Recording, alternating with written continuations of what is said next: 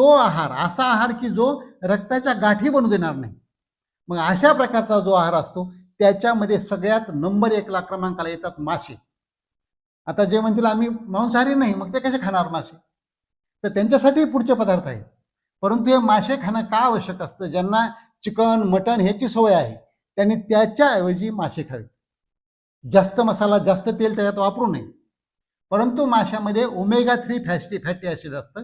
Fish oil ज्याला म्हणतो आपण, ते हृदयासाठी चांगलं असतं, मेंदूसाठी चांगलं असतं, रक्तवाहिन्यांसाठी चांगलं असतं आणि रक्तवाहिन्यांची लवचिकता जी इलॅस्टिसिटी म्हणतो आपण, फ्लेक्झिबिलिटी जी म्हणतो, ती चांगल्या प्रकारे टिकवून ठेवत असते.